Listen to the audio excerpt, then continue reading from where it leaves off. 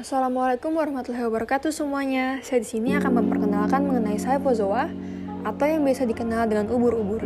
Sebelumnya, saya Danindra dari Prodi Bioteknologi, Fakultas Sains dan Teknologi di Universitas Al-Azhar Indonesia. Jadi, sebenarnya apa sih Scyphozoa itu?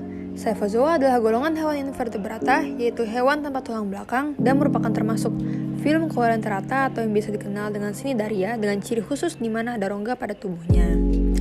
Coelenterata memiliki 5 kelas dan salah satunya adalah Scyphozoa atau yang biasa kita kenal dengan ubur-ubur.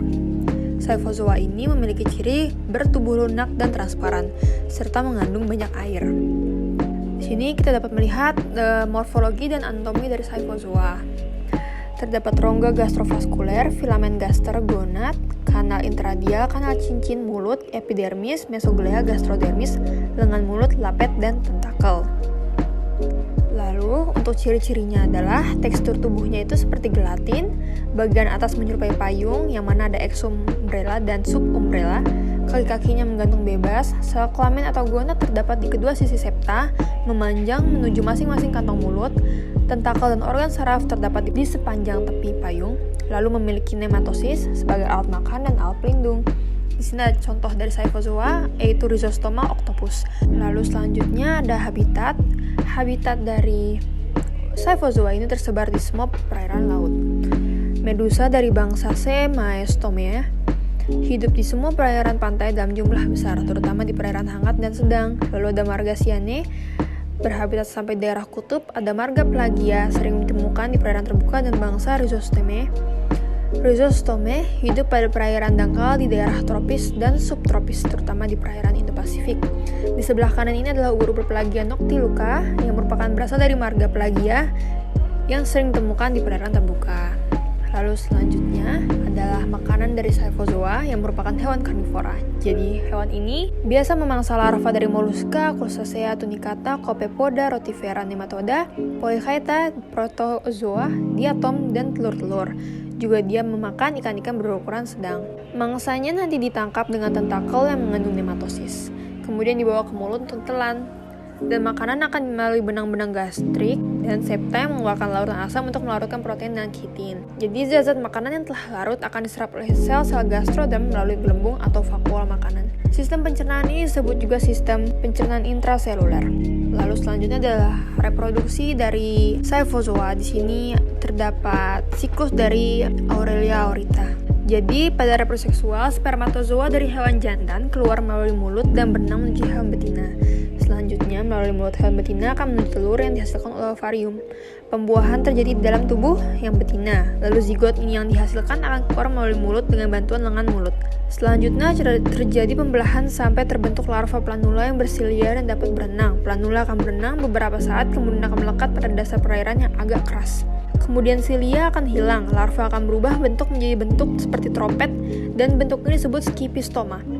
Skipistoma inilah dimulai reproduksi aseksual, di mana akan mulai membentuk mulut, tentakel, dan keping basal, mulai menangkap makanan dan tumbuh sampai mencapai panjang kurang lebih 12 mm.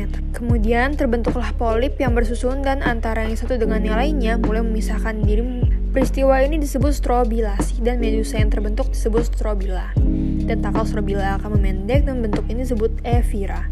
Evira mempunyai 8 lekukan pada tepi payungnya dan masing-masing lekukan dengan satu lapet. Evira akan berenang bebas dan selanjutnya tumbuh menjadi ubur-ubur dewasa. Selanjutnya adalah ekologi dari ubur-ubur. Ubur-ubur berenang dengan jalan mengembang dan mengempiskan payungnya, berirama dan teratur. Kontraksi payungnya itu 20-30 kali per menit untuk yang diameter payungnya 15 cm. Mereka berenang lebih lama pada siang hari, posisi payung tegak, bergerak mendatar dekat permukaan, kadang-kadang menyelam sampai kedalaman 2 meter. Ubur-ubur tidak menyukai intensitas cahaya matahari yang terlalu tinggi atau yang terlalu gelap. Dan toleransi terhadap temperatur berkisar antara 0,6 derajat sampai 31 derajat Celcius dengan temperatur optimum 9 derajat Celcius sampai 19 derajat Celcius. Dalam keadaan normal, oksigen yang dikonsumsi untuk respirasi 0,07 cc sampai 0,17 cc per jam sesuai ukuran. Aktivitas respirasi akan menurun bila kandungan oksigen berkurang. Selanjutnya adalah peranan dari Scyphozoa. Untuk manusia sendiri dapat dimakan dan dijadikan sebagai bumbu pelengkap mie, gulai, dan lain-lain karena berbahaya. Peranan untuk lingkungan, Scyphozoa adalah makanan utama untuk penyu dan ikan-ikan. Jadi kesimpulan dari Scyphozoa adalah Scyphozoa merupakan ubur-ubur yang bertubuh lunak, transparan, dan mengandung banyak air. Dia memiliki tubuh seperti gelatin dan menyerupai payung bagian atasnya. Dia berenang dengan kaki-kakinya yang menggantung bebas dan sel kelaminnya berada di kedua sisi septa. Dia memiliki nematosis sebagai alat untuk menangkap mangsa. Habitatnya tersebar di semua perairan laut. Dan untuk makanannya sendiri, dia adalah hewan karnivora, maka dia akan memakan larva dari hewan-hewan kecil, lalu diatom, telur-telur, protozoa, serta ikan-ikan berukuran sedang. Untuk ekologinya, dia berenang lebih lama pada siang hari dan posisi payungnya tegak, bergerak merata dekat permukaan. Ubur-ubur ini tidak menyukai intensitas yang terlalu tinggi atau gelap.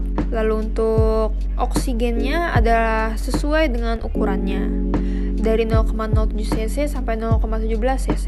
Dan peranannya adalah sebagai makanan bagi manusia, juga untuk lingkungan sebagai makanan utama penyu dan ikan. Dan untuk saran dari saya untuk melestarikan Scyphozoa ini adalah dengan mengurangi pemakaian limbah cair dan melindungi mangsanya dengan menjaga kualitas air, karena di sini Scyphozoa sempat menjadi polusi lautan karena jumlahnya yang terlalu banyak dan meledak. Hal ini dikarenakan polusi manusia yang sampai ke lautan dan menjadikan laut tempat yang cocok bagi Scyphozoa berkembang lebih cepat. Di sini ada foto sebelah kiri Aurelia aurita memenuhi permukaan laut, dan sebelah kanan di sini merupakan contoh dari ubur-ubur yang mengganggu aktivitas manusia untuk memancing ikan. Sekian dari saya. Wassalamualaikum warahmatullahi wabarakatuh.